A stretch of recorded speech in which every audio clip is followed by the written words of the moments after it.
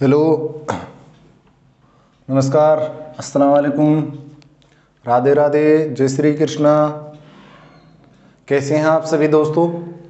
मैं इखलास खान राजस्थान इतिहास को लेकर अपन चर्चा कर रहे थे और राजस्थान इतिहास में अभी तक अपन ने महाराणा संग्राम सिंह तक अपन ने बात की थी। महाराणा संग्राम सिंह को लेकर अपन चर्चा कर रहे थे। महाराणा संग्राम सिंह के अपन ने 4 युद्धों के बारे में पहले चर्चा की थी दोस्तों। मेवाड़ राजवंश के बारे में अपन बात कर रहे हैं, मेवाड़ राजवंश। और मेवाड़ राजवंश में अपन बात कर रहे थे दोस्तों राणा संग्राम सिंह के बारे में। राणा संग्राम सिंह के बारे में बात कर रहे थे। 4 युद्धों के बारे में मैं पहले भी बता चुका हूँ, वापस एक बार आप लोगों के सामने रिपीट कर रहा हूँ। पहला जो अपन ने युद्ध लड़ा था उस युद्ध का नाम था खातौली का युद्ध। पहला खातौली का युद्ध 1517-18 पराजय हो जाता है इब्राहिम लोदी। जीत होती है किसकी दोस्तों, राणा सांगा संग्राम सिंह की। दूसरा जो युद्ध होता है वो युद्ध होता है मेरे भाइयों बाड़ी धौलपुर का युद्ध 1519 ईस्वी में। उसमें भी किसकी हार होती है, इब्राहिम लोदी की, और जीत किसी की होती है, राणा सांगा की। तीसरा जो युद्ध होता है गागरोन का युद्ध, उस समय मालवा का शासक महमूद खिलजी द्वितीय युद्ध लड़ने आता है, वो भी पराजय हो जाता है। और चौथा युद्ध कौन सा लड़ा था अपन ने, यानी कि बयाना का युद्ध। बयाना का युद्ध होता है 16 फरवरी 1527 ईस्वी में। बयाना के दुर्ग पर दोस्तों राणा सांगा या संग्राम सिंह के द्वारा क्या कर लिया जाता है, अधिकार कर लिया जाता है। क्या कर लिया जाता है दोस्तों, अधिकार कर लिया जाता है। अब क्या होता है, जब बाबर दोस्तों बयाना का युद्ध हार चुका है, क्योंकि बाबर स्वयं नहीं आया था इस युद्ध में। इस युद्ध में दोस्तों अपने सेनापति को भेज देता है।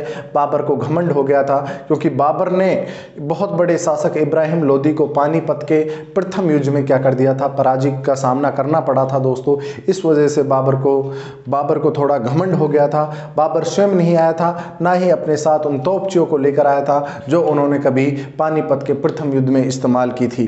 तो अब अपन बात करते हैं दोस्तों आगे का जो युद्ध है। इस समय जब बयाना का युद्ध हुआ था तो जो बाबर राणा सांगा के सेनापति थे, राणा सांगा संग्राम सिंह के सेनापति थे, वो नारा लगाने लग गए थे कि तैमूर लंग भाग गया, तैमूर लंग भाग गया। यानी कि खुशी का जश्न का माहौल था दोस्तों, क्योंकि एक बहुत बड़े शासक को बाबर ने पराजित किया था और फिर बाबर को ही क्या करना, पराजित करना। दोस्तों खुशी का माहौल तो होना जरूर था, लेकिन यहाँ पर क्या होता है, बाबर जो है दोस्तों वो युद्ध की तैयारी करने लग जाता है और बाबर आ जाता है दोस्तों खानवा के मैदान में। कौन से मैदान में, खानवा। इन दोनों के मध्य अब युद्ध होगा दोस्तों, जिसका नाम होता है खानवा का युद्ध। खानवा जो कि दोस्तों कहाँ पड़ता है मेरे भाइयों, भरतपुर। यानी कि खानवा जो है दोस्तों रूपवास एक तहसील है। कौन सी तहसील दोस्तों, भरतपुर की तहसील है, जिसका नाम है दोस्तों रूपवास। यानी कि रूपवास भरतपुर में पड़ता है क्या मेरे भाइयों, खानवा। अपन बात कर रहे हैं दोस्तों खानवा के युद्ध के बारे में। खानवा का युद्ध देखो, खानवा का जो ये प्रसिद्ध ऐतिहासिक प्रसिद्ध युद्ध है ये हुआ था दोस्तों 17 मार्च 1527। 17 मार्च 1527 ईस्वी को खानवा का युद्ध होता है।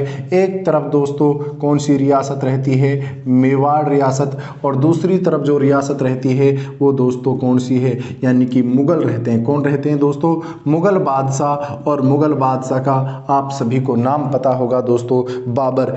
ये खानवा का युद्ध जो है दोस्तों बहुत ही ऐतिहासिक और प्रसिद्ध युद्ध रहा है दोस्तों, जिसने मुगल सत्ता की वास्तविक नींव जमाई थी दोस्तों। जिसके बाद मुगल सत्ता की वास्तविक नींव डाली गई थी दोस्तों। इससे पहले लग रहा था कि जो मुगल हैं, यानी कि जो मुस्लिम सत्ता है वो हिंदुस्तान से गायब हो जाएगी। राणा सांगा के समय दोस्तों ऐसा लगने लग गया था, ऐसा महसूस होने लग गया था, इतिहासकार कहते हैं कि लगने लग गया था कि अब जो है यानी कि वापस से हिंदुस्तान पर हिंदू सत्ता की स्थापना हो जाएगी। लेकिन दोस्तों किन्हीं कारणवश, कुछ कारण रहे जिनके कारण दोस्तों हिंदू सत्ता की वापस स्थापना नहीं हो पाई। अपन बात कर रहे हैं आज खानवा के युद्ध के बारे में। पहला युद्ध बाबर के साथ लड़ा गया, बयाना का युद्ध। बयाना के दुर्ग पर अधिकार किया, बाबर के कुछ हाथ नहीं लगा और बाबर युद्ध गंवा बैठा, युद्ध हार बैठा। महाराणा संग्राम सिंह बहुत जबरदस्त शासक है दोस्तों, संग्राम सिंह से गवा बैठा दोस्तों। इधर मैं बात कर रहा हूं मेवाड़ का जो अपना शासक है दोस्तों, मेवाड़ के शासक का नाम है मेरे भाइयों राणा सांगा। क्या नाम है मेरे भाइयों?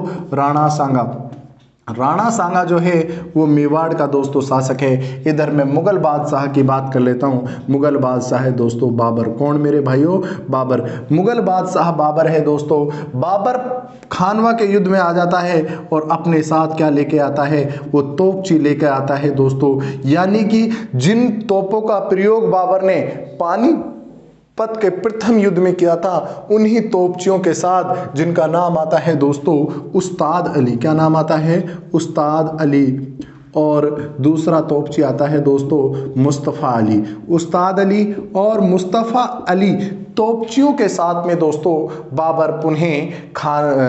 बाबर जो है बयाना के युद्ध में तो पराजय का सामना करना पड़ा, लेकिन दोस्तों अपना डेरा और तोपे यानी कि बिल्कुल कह सकते हैं हम कि अपनी स्थिति के अनुसार दोस्तों बाबर जो है वो खानवा के मैदान में आ जाता है और अपनी परिस्थितियों के अनुसार अपना सिस्टम तैयार कर लेता है दोस्तों। अपने तोपचियों के साथ आता है, एक का नाम आता है उस्ताद अली और दूसरे का नाम आता है दोस्तों मुस्तफ़ा अली।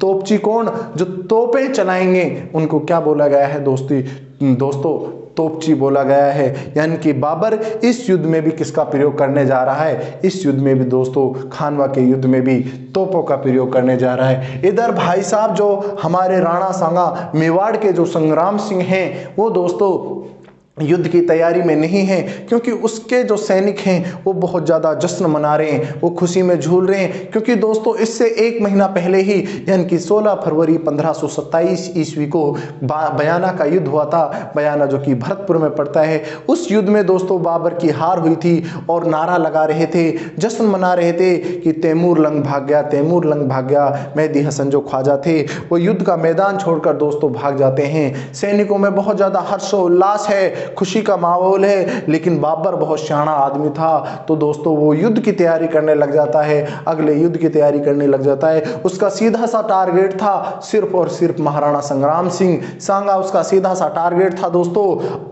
लेकिन सांगा के सैनिक यहाँ पर जश्न मना रहे, उनकी कोई तैयारी नहीं है। अब मुगल बादशाह जो है दोस्तों वो निमंत्रण देता है किसको? राणा सांगा को। अब राणा सांगा के पास जब युद्ध का निमंत्रण आता है तो राणा सांगा भी भौचक्का रह जाता है कि यार मेरे सैनिक तो एक महीने से क्या कर रहे हैं? डांस कर रहे हैं, एक महीने से जश्न मना रहे हैं। अब इन परिस्थितियों में युद्ध किस तरह लड़ा जाए? लेकिन राणा सांगा जो है दोस्तों बहुत हिम्मत वाला, ताकतवर और दिमाग बहुत तेज शासक था दोस्तों।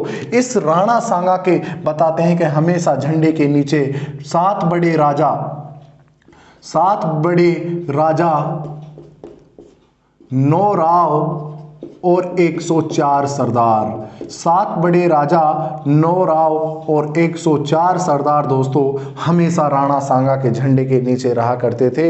ये क्या बोला करते थे कि महाराणा संग्राम सिंह महाराज साहब, जब भी थे को जरूरत पड़े, जब भी आपको जरूरत पड़े, हम आपके साथ हैं, हम आपके साथ हैं। आप कभी भी हमें बुलाओ, हम 24 आवर्स आपके साथ रहेंगे। कितने बड़े राजा? 7 बड़े राजा 9 राव और 104 सरदार जो है दोस्तों वो हमेशा मेवाड़ के महाराणा संग्राम सिंह का साथ देते थे। तो दोस्तों इतिहास में महाराणा संग्राम सिंह एक प्रथा का यूज करता है और उसका नाम आता है पाती पेरवन प्रथा। कौन सी प्रथा दोस्तों? पाती पेरवन प्रथा, या इसी को अपन बोल सकते हैं दोस्तों निमंत्रण प्रथा।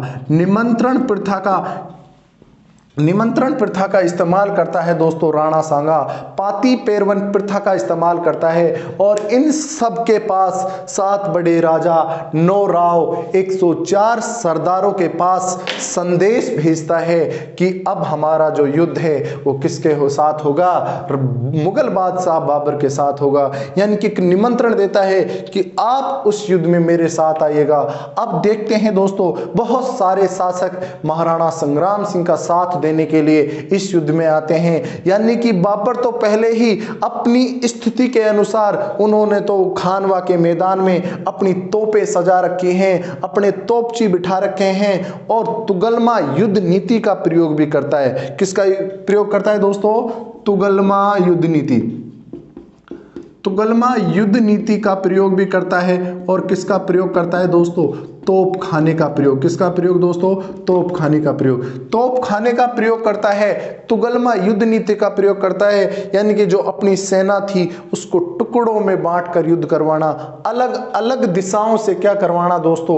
आक्रमण करवाना। मैं बात कर रहा था दोस्तों राणा सांगा यानी कि संग्राम सिंह के बारे में, कि राणा सांगा या संग्राम सिंह ने वो पाती परवन प्रथा का इस्तेमाल किया, निमंत्रण प्रथा जिसे अपन बोलते हैं। 7 बड़े राजा, 9 राव और 104 सरदार हमेशा महाराणा संग्राम सिंह के झंडे के नीचे रहते थे। तो दोस्तों उनमें से महाराणा संग्राम सिंह के बुलाने पर कौन कौन महाराणा संग्राम सिंह का साथ देने के लिए आते हैं, उनमें अपन बात करते हैं दोस्तों। जैसे आमेर का आता है दोस्तों पृथ्वीराज कछवा। कौन आता है दोस्तों? आमेर का आता है पृथ्वीराज कछवा। चंदेरी का आता है दोस्तों मेदिनी राय। चंदेरी का कौन आता है? मेदिनी राय राणा सांगा का साथ देने के लिए आते हैं। इब्राहिम लोदी का भाई आता है महमूद लोदी। कौन आता है दोस्तों? इब्राहिम लोदी का भाई आता है महमूद लोदी। मेवात का मुस्लिम सेनापति हसन खां मेवाती। इंपॉर्टेंट दोस्तों, हसन खां मेवाती। मेवात का मुस्लिम सेनापति हसन खां मेवाती। हसन खां मेवाती दोस्तों ये इंपॉर्टेंट है, ध्यान रखना। हसन खां मेवाती 12,000 की सैनिक टुकड़ी के साथ दोस्तों मुस्लिम होते हुए अपने देश के लिए लड़ा था, अपने राज्य के लिए लड़ा था। बाबर का साथ ना देते हुए महाराणा संग्राम सिंह का साथ दिया था और ये कहा था कि मुगलों की औलादो, बाबर की औलादो भारत छोड़ो, बाबर की औलादो भारत छोड़ो। ये मुस्लिम सेनापति था दोस्तों जिसका नाम आता है हसन खां मेवाती। कई बार एग्जाम में सीधा पूछ लिया जाता है कि खानवा के युद्ध में राणा सांगा का वो कौन सा मुस्लिम सेनापति था जिसने खानवा के युद्ध में साथ दिया था? तो दोस्तों वो कौन है? हसन खां मेवाती। आगे चर्चा करेंगे हसन खां मेवाती से संबंधित भी। आगे अपन बात करते हैं दोस्तों, आमेर का हो गया पृथ्वीराज कछवा, चंदेरी का हो गया मेदिनी राय, इब्राहिम लोदी का भाई ये महमूद लोदी भी राणा सांगा के साथ था। 2 मुस्लिम शासक हम कह सकते हैं इसके साथ में थे, क्योंकि महमूद लोदी के भाई इब्राहिम लोदी को दोस्तों पराजित किया था किसने मेरे भाइयों? बाबर ने पानीपत के युद्ध में। उसके बाद मैं बात कर रहा हूं दोस्तों राणा सांगा का ससुर आता है जिसका नाम आता है नर्बदहाड़ा। क्या नाम आता है? नर्बदहाड़ा, नर्बदहाड़ा। राणा सांगा का ससुर आता है नर्बदहाड़ा। उसके बाद मैं बात कर रहा हूं दोस्तों बीकानेर का आता है कुंवर कल्याणमल। कौन आता है दोस्तों? कुंवर कल्याणमल। और दोस्तों मारवाड़ का आता है राव गांगा का पुत्र मालदेव। कौन आता है दोस्तों? मालदेव। यानी कि मारवाड़ से कौन आता है मेरे भाइयों? मारवाड़ से आता है मालदेव। राजपूत सेनापति झाला अज्जा। कौन आता है दोस्तों? झाला अज्जा आता है। और दोस्तों कौन आता है? झाला सज्जा आता है। कौन आता है दोस्तों? झाला सज्जा आता है। और बता देता हूं आप लोगों को, झाला अज्जा हो गया, और बता देता हूं सिलहदी तंवर। कौन दोस्तों? सिलहदी तंवर से पहले मैं बात कर लेता हूं अजमेर का करमचंद पंवार। कौन आता है दोस्तों? अजमेर का करमचंद पंवार जो है वो भी राणा सांगा का साथ देने के लिए आते हैं। झाला सज्जा हो गया, झाला अज्जा हो गया। राजपूत सेनापति सिलहदी तंवर, सिलहदी तंवर जो है दोस्तों वो भी किसका साथ देने के लिए आते हैं? राणा सांगा का साथ देने के लिए आते हैं। लेकिन कुछ गड़बड़ होगी आगे। वो क्या गड़बड़ होगी मैं वापस से एक बार रिपीट कर रहा हूं। देखो पृथ्वीराज कछवाहा आमेर से आया था, मेदिनी राय यानी कि चंदेरी का, महमूद लोदी इब्राहिम लोदी का भाई, हसन खां मेवाती मुस्लिम सेनापति, नर्बदहाड़ा कल्याणमल बीकानेर से, मालदेव मारवाड़ से, राजपूत सेनापति झाला अज्जा झाला सद्दा, और अजमेर का कौन? करमचंद पंवार, राजपूत सेनापति सिलहदी तंवर। ये सिलहदी तंवर वही है दोस्तों कौन सा? जिसने बाबर और राणा सांगा के मध्य, बाबर और राणा सांगा के मध्य दोस्तों क्या कराया था मेरे भाइयों? पत्र व्यवहार कराया था। क्या कराया था दोस्तों? पत्र व्यवहार कराया था। किसने कराया था मेरे भाइयों? अरे किसने कराया था? इसी सिलहदी तंवर ने कराया था। और एक व्यक्ति और था दोस्तों इंपॉर्टेंट की अगर मैं बात करता हूं, जगनेर भरतपुर का अशोक परमार। कौन मेरे भाइयों? जगनेर भरतपुर का अशोक परमार जो है ये राणा सांगा की तरफ से इतनी बड़ी और विशालकाय सेना देखकर, जब खानवा के युद्ध में इतनी बड़ी विशालकाय सेना जो है दोस्तों खानवा के मैदान में पहुंचती है तो बाबर की धोती गीली हो जाती है भाई साहबों। इतनी बड़ी एक विशालकाय सेना देखकर बाबर क्या हो जाता है? घबरा जाता है दोस्तों। इस युद्ध में अगर मैं खानवा के युद्ध में बात करता हूं दोस्तों, खानवा के युद्ध में यानी कि राणा सांगा या संग्राम सिंह जो है उसने और उसकी सेना ने, उसके सहपाठियों ने, उसके निमंत्रण प्रथा पे आने वाले जितने भी शासक थे, जितने भी राजा थे, जितने भी सरदार थे, उन सब ने दोस्तों यानी कि पारंपरिक हथियारों से दोस्तों युद्ध लड़ा था। जबकि बाबर ने जो युद्ध लड़ा था दोस्तों वो तुगलमा युद्ध नीति का प्रयोग किया। और किसका प्रयोग किया था? तोप खाने का प्रयोग किया था। अब हम बात कर रहे हैं कि दोनों जो सेनाएं हैं वो खानवा के युद्ध में, खानवा के मैदान में दोस्तों आमने सामने हैं। इधर बाबर की सेना है, इधर यानी कि मेवाड़ के महाराणा राणा संग्राम सिंह की सेना है। और एक विशालकाय सेना जो है दोस्तों वो किसकी सेना है? वो महाराणा संग्राम सिंह की सेना है। मैं वापस से रिपीट कर रहा हूं, ये कई बार पूछ लिया जाता है कि कहां से किसने राणा सांगा का साथ दिया था। मैंने ज्यादा से ज्यादा लिखने की यहां पर आपको बताने की कोशिश की है कि महाराणा सांगा का साथ देने के लिए आते हैं आमेर, जो कि अपनी कछवाहा वंश ने शासन किया है जयपुर रियासत पर।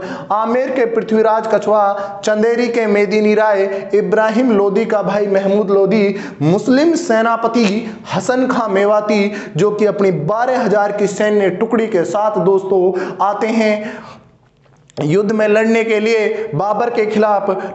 राणा सांगा का ससुर नर्बदहाड़ा, बीकानेर का कल्याणमल, मारवाड़ का मालदेव 4,000 की सैन्य टुकड़ी के साथ आता है। झाला सज्जा, अजमेर का करमचंद पंवार जिसके पास दोस्तों राणा सांगा जो है जब अज्ञातवास में निवास करता है, अज्ञातवास में जब रहता है, अपने भाइयों के साथ जो लड़ाई हुई थी वो उस समय जो शरण लेता है या जिसके पास वो अज्ञातवास में रहता है ये वही व्यक्ति है दोस्तों। और इसी व्यक्ति को जो राणा सांगा है वो रावत की उपाधि देता है। किसकी उपाधि देता है दोस्तों? रावत की उपाधि देता है अजमेर के करमचंद पंवार को। और राजपूत सेनापति सिलहदी तंवर दोस्तों, ये वही सिलहदी तंवर है दोस्तों जिसने राणा सांगा और बाबर के मध्य, राणा सांगा और बाबर के मध्य क्या कराया था दोस्तों? यानी कि पत्र व्यवहार कराया था। उसके बाद दोस्तों जगनेर भरतपुर का अशोक परमार साथ देने के लिए आते हैं। किसके दोस्तों? राणा सांगा का साथ देने के लिए आते हैं। इतनी बड़ी विशालकाय सेना देखकर दोस्तों यहाँ पर जो बाबर के सैनिक होते हैं, वो बाबर के जो सैनिक है दोस्तों, सैनिक जो है क्या कर देते हैं दोस्तों?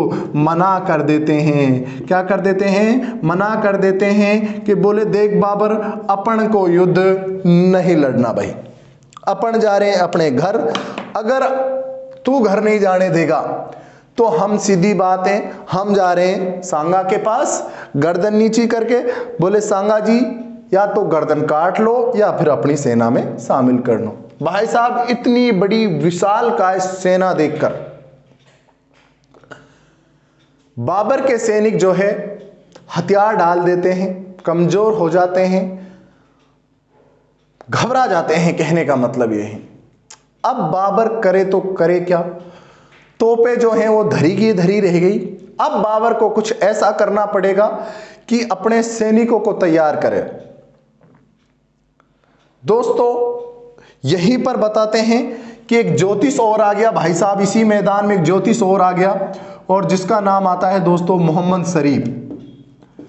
मोहम्मद शरीफ आ गया भाई साहब, वो ज्योतिष आ गया, बोले पहले ही बता देता है कि युद्ध कौन हारेगा कौन जीतेगा। मोहम्मद शरीफ भी क्या बोल दिया कि कौन हारेगा? बाबर हारेगा। ये लो जी, अब तो सैनिकों के पक्का हो गया, बोले जो बाबा बात बोल दिया ना वो बिल्कुल कन्फर्म है। अब तो युद्ध कौन हारेगा? अब तो बाबर ही हारेगा। अब बाबर इन परिस्थितियों में करे तो करे क्या? सेना जो है वो क्या कर चुकी है, मना कर चुकी है कि बोले नहीं, हमसे युद्ध नहीं लड़ा जाएगा। इतनी बड़ी विशालकाय सेना है, इस विशालकाय सेना के सामने हम कैसे युद्ध लड़ सकते हैं। तब दोस्तों बताते हैं, ये जो बाबर है, बाबर यहां पर दोस्तों जिहाद का नारा देता है। किसका नारा देता है? जिहाद। जिहाद का नारा देता है, लंबा चौड़ा भाषण देता है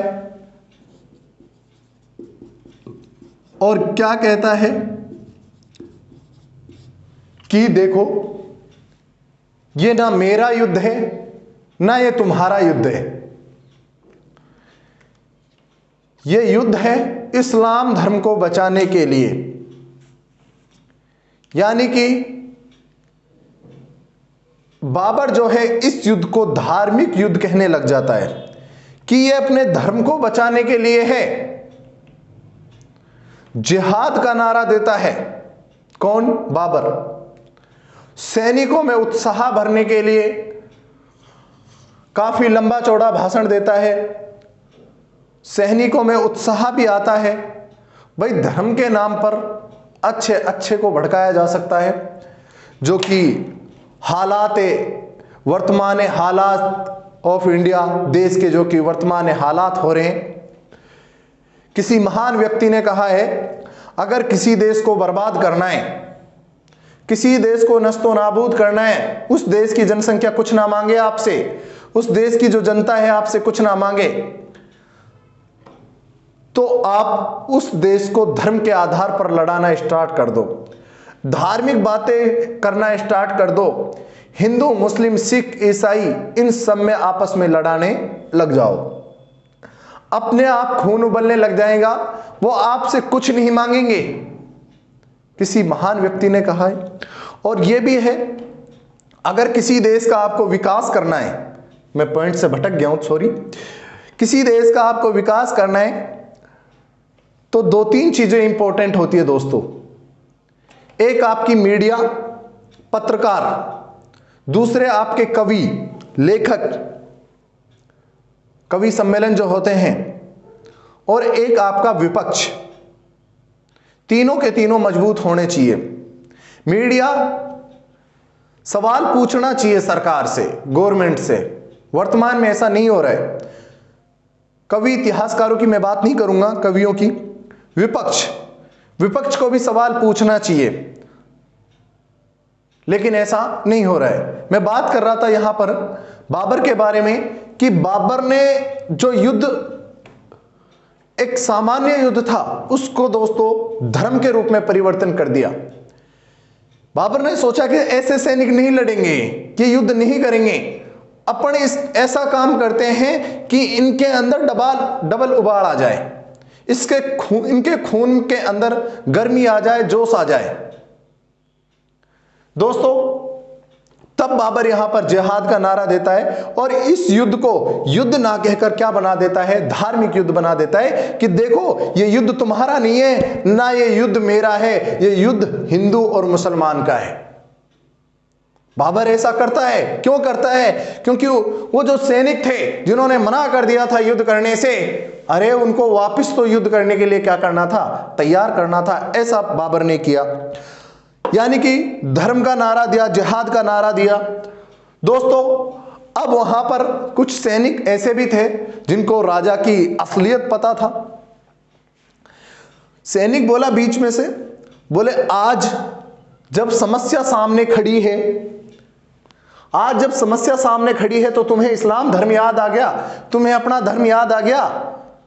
तुम तो डेली की डेली पैक लगाते हो। बड़ा ही दारूडिया था बाबर, ड्रम के ड्रम साथ लेके घूमा करता था, कहीं ठेका वेका खुला मिले ना मिले क्या पता। और मुसलमान धर्म में तो दारू पीना मना है, शराब पीना मना है। तो बाबर ने कहा, बोले तुम खुश रहो, तुम खुश रहो, मैं आज के बाद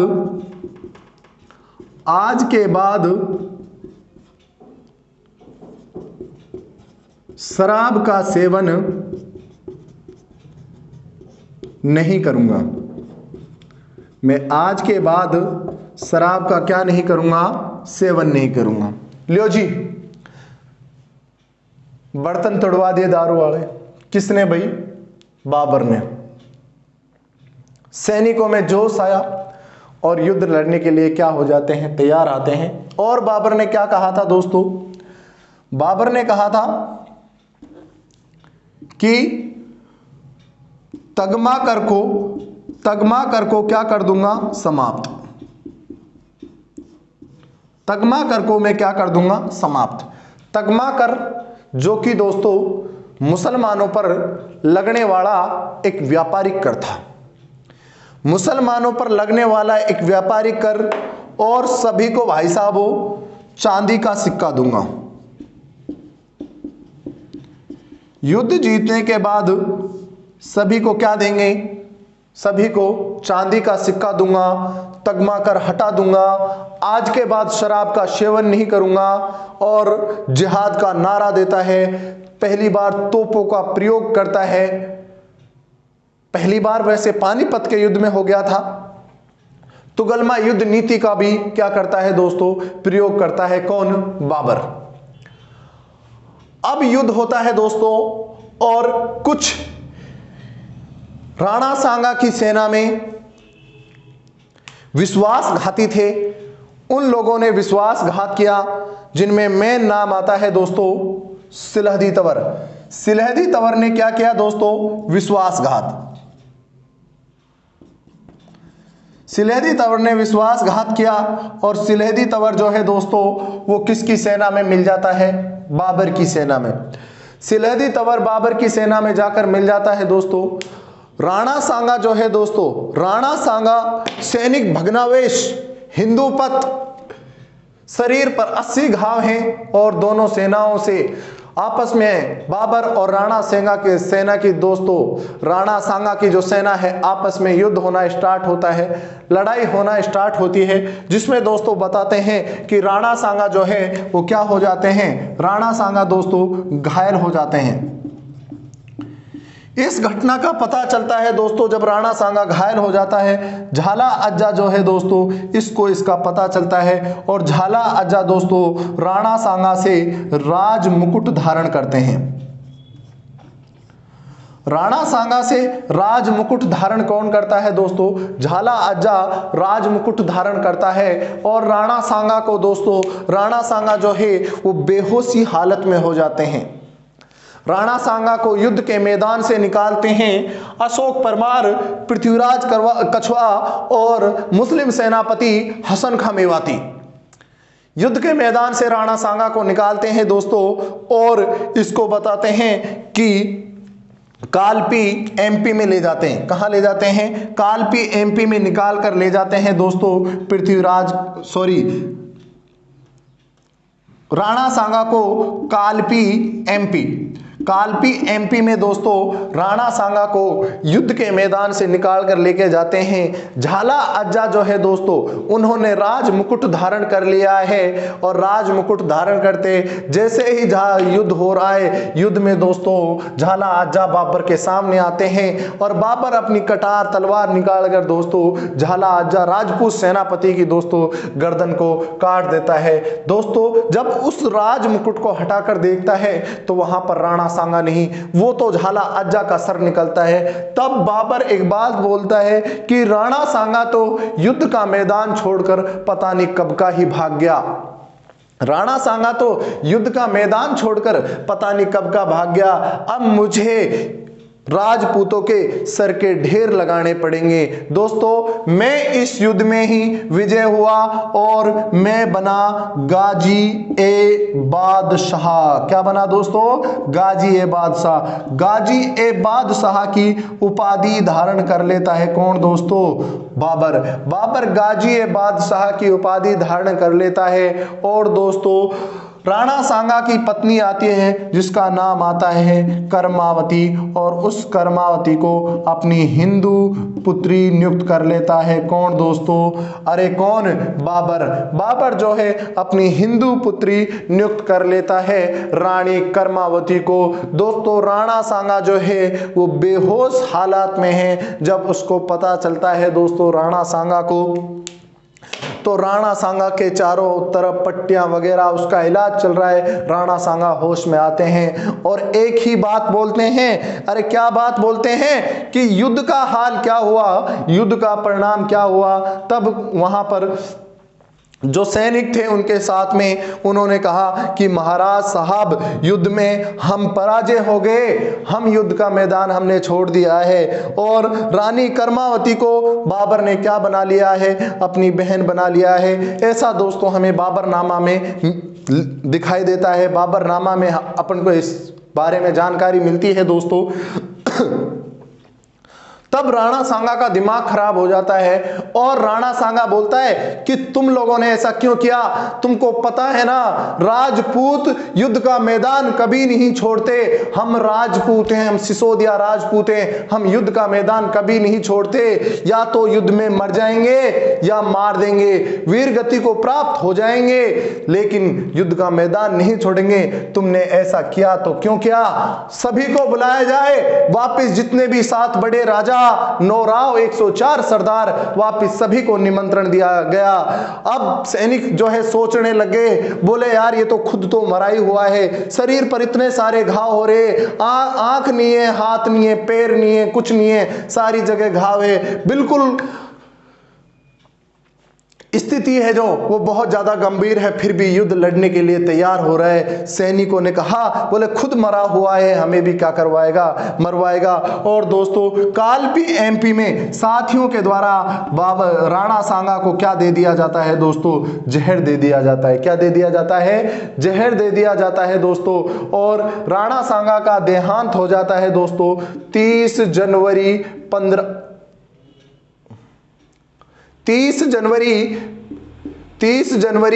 1528 ईस्वी को राणा सांगा का क्या हो जाता है दोस्तों? देहांत हो जाता है।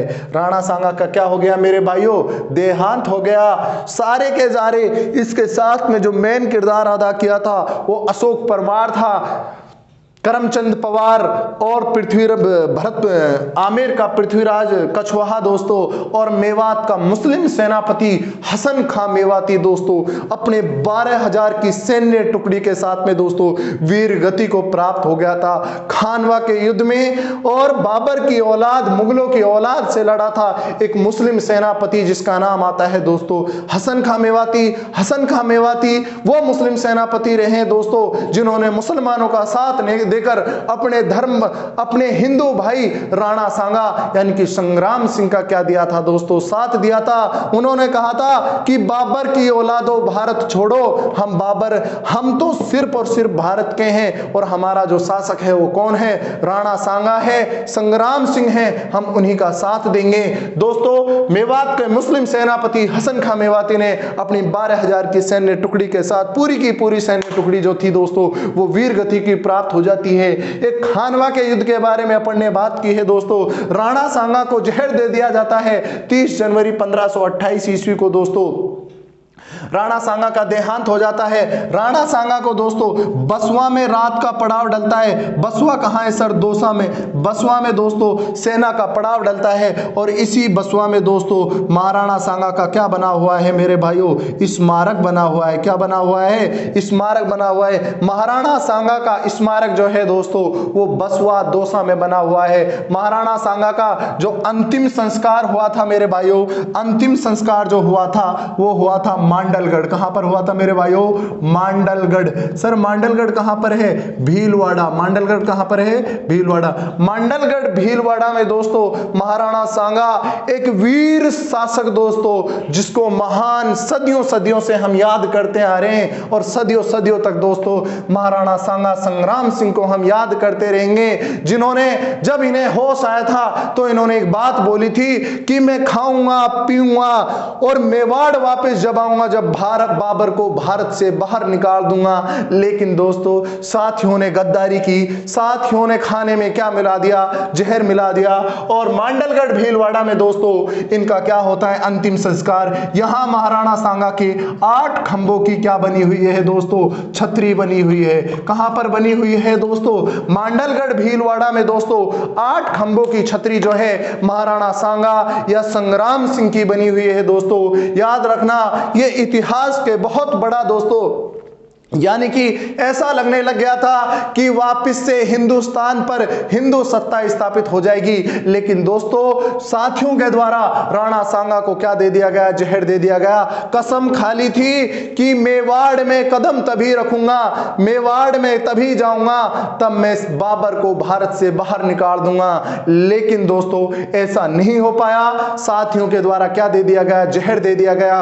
एक इतिहास का बहुत वीर शासक दोस्तों, जिसको हम याद करते आए हैं और याद करते रहेंगे, राणा सांगा महाराणा संग्राम सिंह की इतिहास आप पढ़ रहे हैं, जो खानवा भरतपुर की रूपवास तहसील में एक स्थान है जहां पर एक इतिहास का बहुत बड़ा और प्रसिद्ध युद्ध होता है। और उस युद्ध का नाम रहता है दोस्तों खानवा का युद्ध। 17 मार्च 1527 ईस्वी को यह युद्ध रहता है, युद्ध होता है दोस्तों, जिसमें बाबर ने तोपों का इस्तेमाल किया था। राणा सांगा जो है दोस्तों किन्हीं परिस्थितियों के कारण, मैंने आपको बताया, कुछ लोगों सिलहदी तंवर जैसे राजपूत जो सेनापति थे, उन सेनापतियों ने दोस्तों राणा सांगा का क्या किया दोस्तों, राणा सांगा के साथ में विश्वासघात किया और साथियों के द्वारा दोस्तों कालपी एमपी में जहर दे दिया गया, जिसके कारण 30 जनवरी 1528 ईस्वी को दोस्तों राणा सांगा का क्या हो जाता है, देहांत हो जाता है। बसवा दौसा में दोस्तों रात्रि का डेरा डलता है सेना का। और यहीं पर दोस्तों बसवा दौसा, जब दौसा डिस्ट्रिक्ट में आओ जाओगे बसवा नामक स्थान पर, वहां पर दोस्तों राणा सांगा का क्या बना हुआ है, स्मारक बना हुआ है। और पृथ्वीराज कछवाहा ने दोस्तों मांडलगढ़ भीलवाड़ा में जाकर क्या करवाया दोस्तों, अंतिम संस्कार करवाया। और यहां पर दोस्तों 8 खंभों की क्या बनी हुई है, छतरी बनी हुई है। बाबर से रिलेटेड ये आप पॉइंट देखना। मैं अगर आगे बात करता हूं दोस्तों, बाबरनामा के अनुसार दोस्तों, यानी कि कर्मावती को हिंदू पुत्री नियुक्त कर लेता है। और बाबरनामा में स्वयं बाबर क्या कहता है, स्वयं बाबर कहता है दोस्तों कि मैंने बाबर के, राणा सांगा के जैसा महत्वाकांक्षी इंसान, महत्वाकांक्षी शासक इस पूरे विश्व में नहीं देखा। राणा सांगा जो है वो बहुत महत्वाकांक्षी शासक था दोस्तों। अपन बात कर रहे हैं दोस्तों खानवा के युद्ध के बारे में, जो कि 17 मार्च 1527 ईस्वी को हुआ है। बहुत सारे शासकों ने दोस्तों 7 बड़े राजा, नौराव और 104 सरदार दोस्तों राणा सांगा के लिए हमेशा तैयार रहते थे। पाती परवन प्रथा का दोस्तों इस्तेमाल होता है। लेकिन दोस्तों बाबर इस युद्ध में क्या हो जाती है, बाबर की इस युद्ध में दोस्तों जीत हो जाती है। और महाराणा सांगा की इस युद्ध में क्या हो जाती है दोस्तों, हार हो जाती है। लेकिन बाबर जो है दोस्तों, बाबरनामा में खुद लिखता है कि मैं इस युद्ध में जीता नहीं। बाबरनामा के अनुसार अगर युद्ध का वर्णन पूछा जाए तो निर्णायक रहा है, क्योंकि दोस्तों बाबरनामा के अनुसार ही रानी कर्मावती को बाबर अपनी हिंदू पुत्री क्या कर लेता है, नियुक्त कर लेता है। यह था दोस्तों आपका खानवा का युद्ध। और एक महान वीर शासक की हम बात कर रहे थे, जिसका नाम आता है राणा संग्राम सिंह। मैं दोनों हाथों से सल्यूट करता हूं ऐसे बादशाह, ऐसे शासक जिन्होंने कसम खाई थी कि मैं मेवाड़ तब जाऊंगा, तब मैं बाबर को भारत से बाहर निकाल दूंगा। लेकिन किन्हीं साथियों के कारण, जिनके द्वारा दोस्तों जहर मिला के पिला दिया गया, खाने में जहर दे दिया गया, उन साथियों के कारण दोस्तों, यानी कि जहर के कारण दोस्तों मृत्यु हो जाती है राणा सांगा या संग्राम सिंह की दोस्तों। तो अपन ने बात की है दोस्तों खानवा के युद्ध के बारे में, जिसमें विजय रहा था मुगल बादशाह बाबर। और इस युद्ध के बाद में दोस्तों अब मुगलों की वास्तविक जो सत्ता है वो स्थापित हो गई थी दोस्तों। कहां, भारत में मुगलों की वास्तविक सत्ता स्थापित हो गई। इससे पहले वास्तविक सत्ता स्थापित नहीं थी, क्योंकि लगने लग गया था कि हिंदू सत्ता वापस आ जाएगी। अब मेवाड़ में अपन आगे देखेंगे कि मेवाड़ में आगे कौन शासक आता है, किस प्रकार से मेवाड़ में शासन चलता है। इधर दिल्ली में मुगलों की सत्ता स्थापित हो चुकी है, भारत में मुसलमानों का राज है, अलग अलग छोटी छोटी रियासतों में हिंदू राज्य है, जैसे जैसे अपन बात कर रहे हैं अभी मेवाड़ रियासत के बारे में, अगले लेक्चर में आगे की अपन बात करेंगे दोस्तों। तब तक आप देखते रहिए पीछे की क्लासों को। और खानवा के युद्ध, खानवा का युद्ध दोस्तों बहुत इंपॉर्टेंट है, प्रत्येक लाइन में आपको क्वेश्चन मिलेगा, एग्जाम की दृष्टि से बहुत इंपॉर्टेंट है, कहीं से भी पूछा जा सकता है। और दोस्तों आज अपन ने बात की है राणा सांगा के बारे में। दोस्तों मिलते हैं नेक्स्ट क्लास में अगले शासक के साथ, तब तक के लिए धन्यवाद।